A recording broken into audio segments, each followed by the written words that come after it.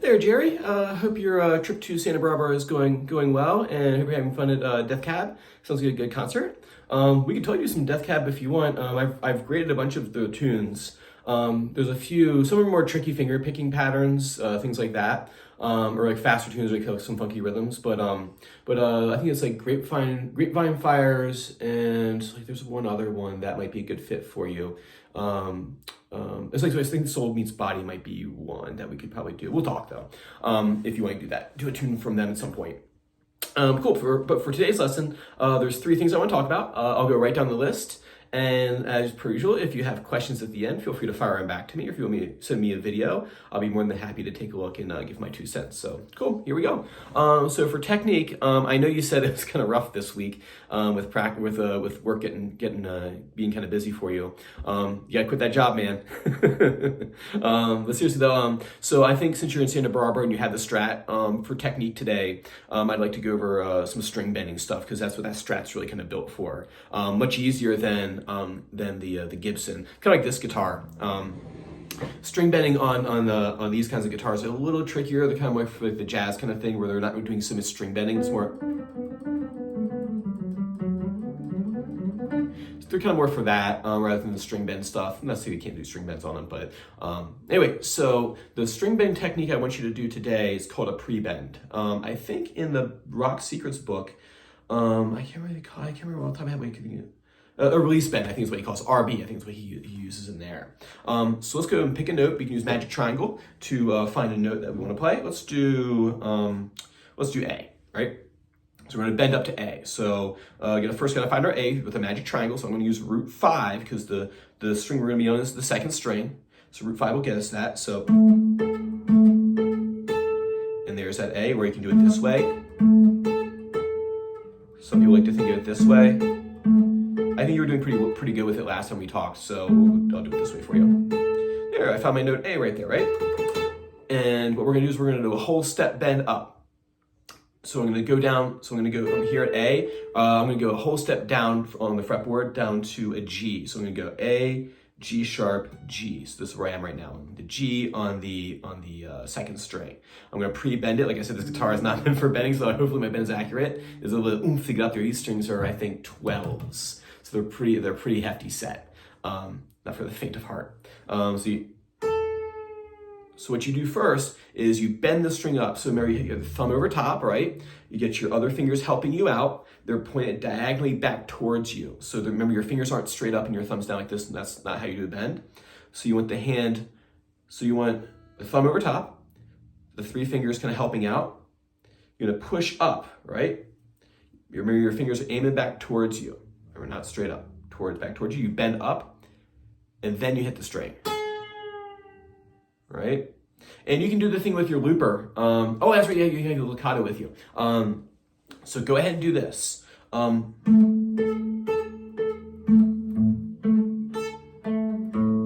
Right? Go through and find all those A's and put those in your looper. You can do other notes too if you find A is being kind of easy for you. You can do like a G or a C or whatever you want to do. You just have to find the note and go down a whole step and then bend up to that note that you're finding. Like I said, I'm just using A as just arbitrary. You can use any note that you want. So you punch that A into your looper. So I'll go ahead and do that. I'm going to step right over here to my looper. And let's see here. 1, 2, 3, 4. That's gonna go close, man. Let's try that one more time. Oops. I gotta get a legato, they're much easier to use.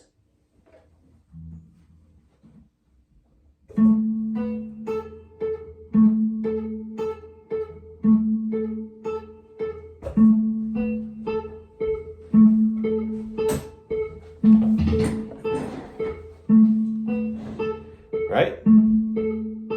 Pre-bend. Remember, I'm pulling up on the strings. Thumb over top to give me leverage.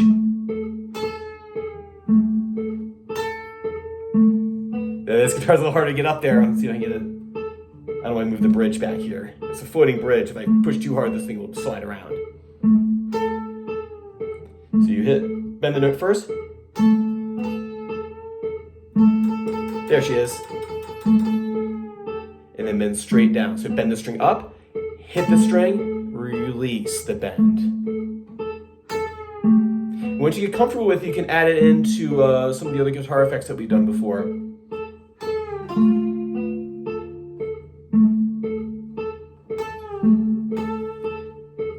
Up here.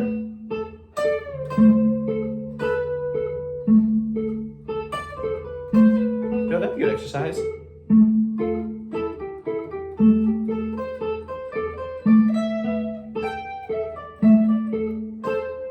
You can play all the, oh, that's a good exercise. I'll save that for something else. That'd be good. Anyway, so practice your string bend, the release bend.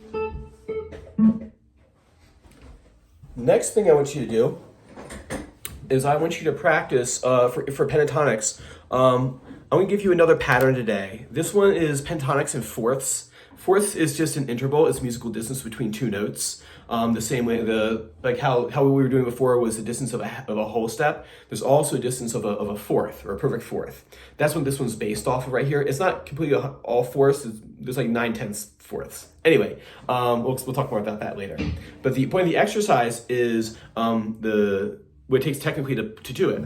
So the first thing you're gonna do is go ahead and have your hand like this, right? And you know how I always get people to make sure they're playing on the tips of their fingers? What you're gonna do is you're gonna flex like this, right?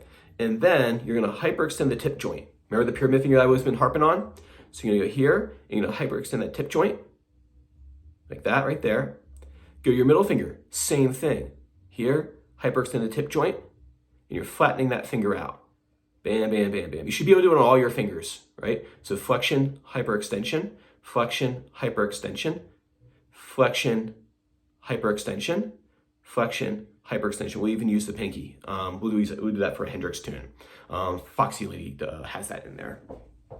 So go through each of your fingers like that, and I've written out the tab for you. He has it in the Rock Secrets book. I think it's in the pentatonic section. It's like one of the last ones that he has. I've transposed it here to the key of E minor just for ease for you. And what you're gonna do is you're gonna play the first note of E minor pentatonic box 1 here at the 12th fret. See how my finger is flexed? And then I'm gonna hyperextend the tip joint and grab the 12 on the A string on the 5th string. So flexion, extension, flexion, hyperextension, flexion, hyperextension. See how it's a pyramid, right? Put it up here. There we go. Flexion, hyperextension, flexion, hyperextension. The next one we can't really do that. I'm just gonna go 3, 2. So. Right? So that one's not really a flexion hyperextension one. That's the second one here. The next one is the 12 on the 5th string.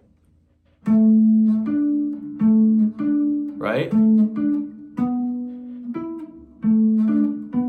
See, I'm hyperextending. So here I'm flex when I hit the first note. When I play the one on the string above, I hyperextend the tip joint. So like this. What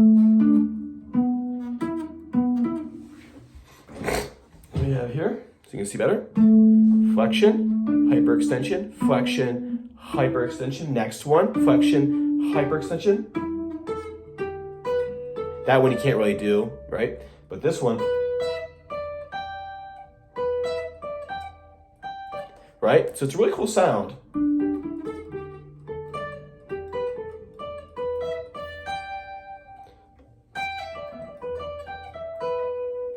Right? So practice that for me.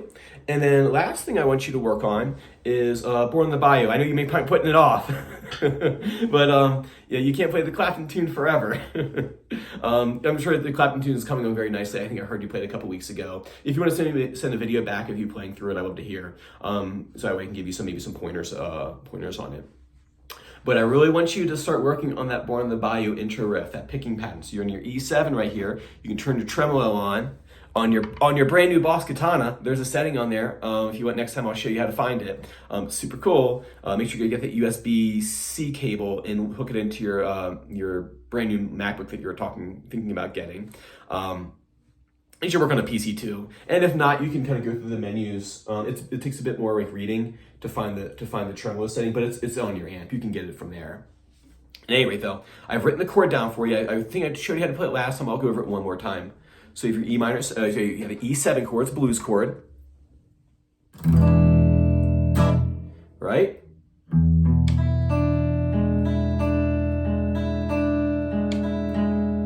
I believe is how he plays it. 6, 5, 1, 2, 3, 1, 2, 3, 1, 2, 3. Is how he plays it right there.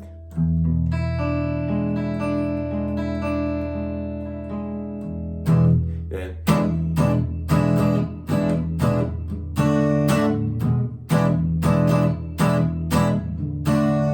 but just work on the picking riff for the E7 chord. Don't go into the verse if you don't have time for it. Cool, man. There it is for today. If you have any questions, feel free to shoot a message back as always. Keep me in the loop of how things are going. Let me know how Death Cab is. And I will see you next week. Take care.